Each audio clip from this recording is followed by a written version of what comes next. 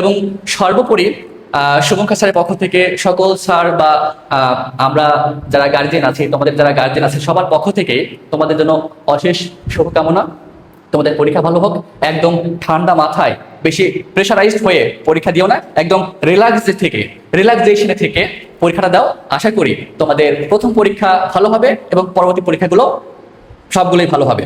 তোমাদের সবার জন্য শুভকামনা।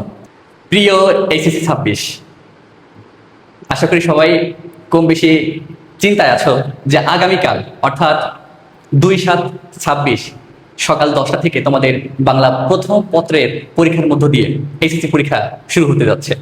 চিন্তা তো থাকবেই, কিন্তু তোমাদের জন্য কিছু নির্দেশনা বা যে বিষয়গুলো করণীয় সেটি হচ্ছে এরকম যে ইতিমধ্যে তোমরা জেনেই গেছো যে তোমাদের সিট প্ল্যান কিন্তু প্রস্তুত।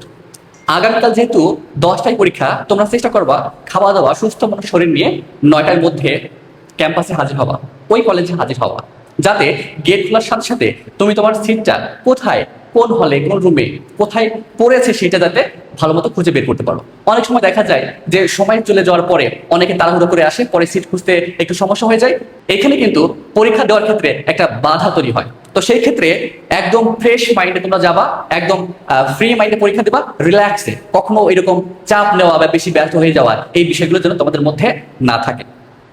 অবশ্যই আজকে রাতের মধ্যে তোমাদের প্রয়োজনীয় যে কাগজপত্রগুলো আছে, যেমন সেটা হতে পারে রেজিস্ট্রেশন যে কার্ডটি আছে বা প্রবেশপত্র আছে, রেজিস্ট্রেশনের যে পত্র আছে, এগুলো অবশ্যই অর্থাৎ যেগুলো পরীক্ষার ক্ষেত্রে প্রযোজ্য সেগুলো আজকে রাতের মধ্যেই ফাইলে তোমরা সংগ্রহ করে রাখো, কারণ আগামীকাল সকালে তাড়াহুড়া করে চলে গেলে মনে নাও থাকতে পারে। এই জন্য আজকে রাতের মধ্যেই পরীক্ষার জন্য যে প্রবেশপত্র বা রেজিস্ট্রেশন যে কার্ডগুলো আছে যেগুলো প্রয়োজন সেগুলো ফাইলের মধ্যে সংগ্রহ করে রাখো। এবং 2-3টারও বেশি কলম রানিং করে, এমন না যে নতুন কলম কিনে তোমরা ফাইলের মধ্যে রেখে দিলে, তাহলে দেখবা যে লেখার সময় গিয়ে একটা ঝামেলা হতে পারে। তোমরা যে কাজটা করবা 3-4টা কলম মানে লিখে লিখে রানিং করে চলমান করে ফাইলের মধ্যে রাখবা।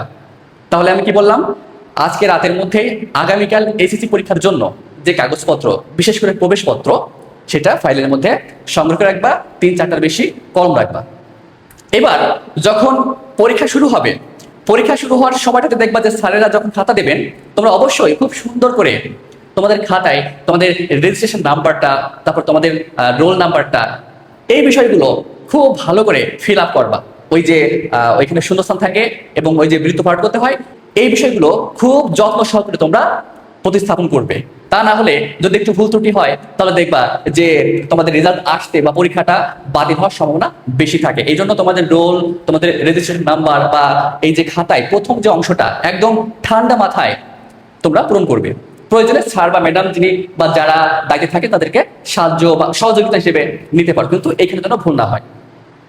যেহেতু আগামীকাল বাংলা প্রথম পত্র পরীক্ষা, শুরুতেই তোমাদের 30টা এমসিকিউ থাকবে।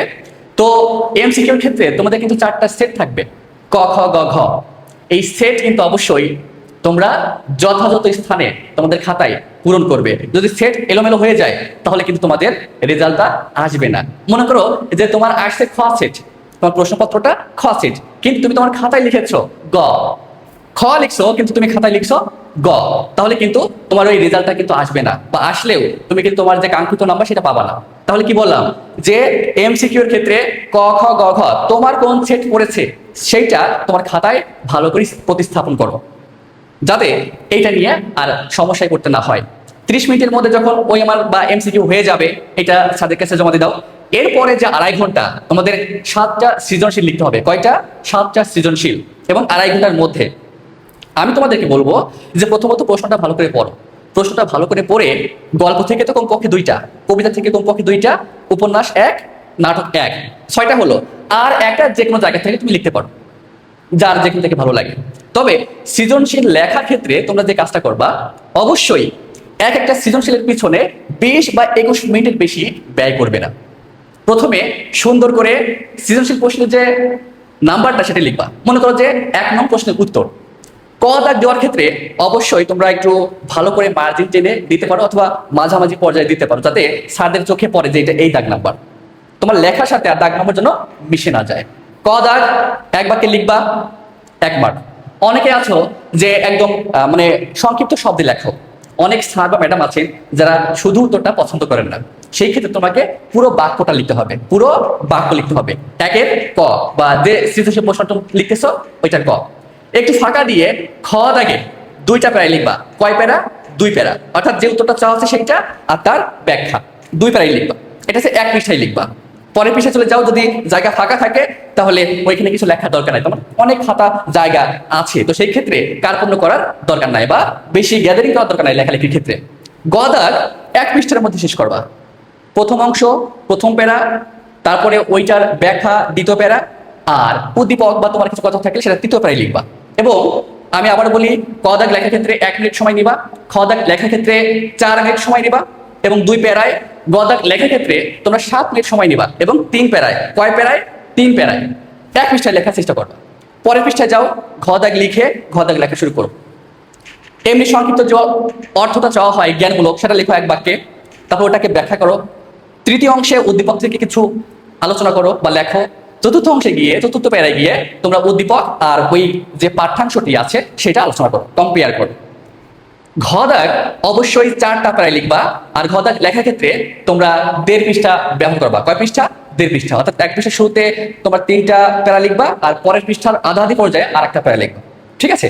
তবে প্যারা লেখার ক্ষেত্রে তোমরা এই চিহ্নটা দিতে পারো। তোমরা এই যে এই চিহ্নটা দিয়ে তোমরা বুঝাইতে পারবা যে এটা একটা প্যারা।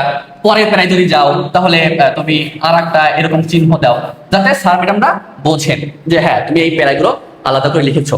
তাহলে দেখো, আমি আবারও বলি যে ঘ দাগ লেখার ক্ষেত্রে অবশ্যই 1.5 পৃষ্ঠা তোমরা ব্যবহার করবা।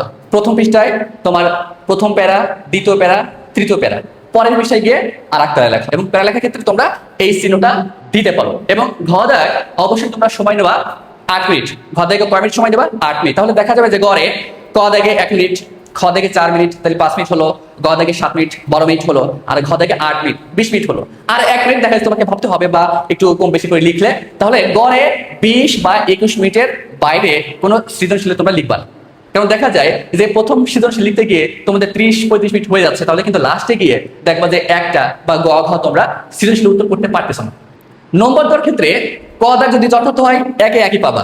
খ দাগ যদি 2 প্যারায় লেখো, উত্তর যথার্থ হলে 2 পাবা। গ দাগ যদি 3 প্যারায় লেখো, উত্তর যথার্থ হলে 3-এর 2 পাবা, ক্ষেত্র বিশেষ 3ও পাইতে পারো। ঘ দাগে যদি 4 প্যারায় লেখো, উত্তর যথার্থ হলে 4-এর মধ্যে 3 পাবা। তো গড়ে দেখা যায় যে কতে 1, খতে 2, গতে 2, ঘতে 3, এই 8। এই 8 মার্ক কিন্তু তোমাদের নিশ্চিত পাওয়ার সম্ভাবনা আছে যদি এই টেকনিকগুলো তোমরা কাজে লাগাও। মানে বেশি লেখার দরকার নাই, বেশি গ্যাদারিং করার দরকার নাই, যেটা চাওয়া হয়েছে সেটাই লেখো। এবং অবশ্যই এই যে আলোচনা করা হলো, বর্ণনা করা হলো, এইসব লেখার দরকার নাই। যে উত্তরটা চাওয়া হচ্ছে তুমি জাস্ট সেই উত্তরটাই দিবা। এবং সময় দেওয়া কত সৃজনশীল ক্ষেত্রে? মাত্র 20 থেকে 21 মিনিট। তুমি যদি টাইম ধরে ধরে প্রত্যেকটা সৃজনশীল 20 থেকে 21 মিনিট সময় নাও, তাহলে দেখবা যে আড়াই ঘন্টার মধ্যে 4-5 মিনিট থাকতেই তোমার 7টা সৃজনশীল লেখা সম্পূর্ণ হয়েছে, এবং তুমি বাকি 4-5 মিনিট একটু রিভাইজ দেওয়ার সুযোগ পাবা। তাহলে এইটা অবশ্যই তোমরা মনে রাখবা। এবং সর্বোপরি শুভঙ্কর স্যারের পক্ষ থেকে সকল স্যার বা আমরা যারা গার্জিয়ান আছি, তোমাদের যারা গার্জিয়ান আছে, সবার পক্ষ থেকে তোমাদের জন্য অশেষ শুভকামনা। তোমাদের পরীক্ষা ভালো হোক। একদম ঠান্ডা মাথায়, বেশি প্রেশারাইজড হয়ে পরীক্ষা দিও না, একদম রিল্যাক্সেশনে থেকে পরীক্ষাটা দাও। আশা করি তোমাদের প্রথম পরীক্ষা ভালো হবে এবং পরবর্তী পরীক্ষাগুলো সবগুলোই ভালো হবে। তোমাদের সবার জন্য শুভকামনা। দেখা হবে অ্যাডমিশন টেস্টে।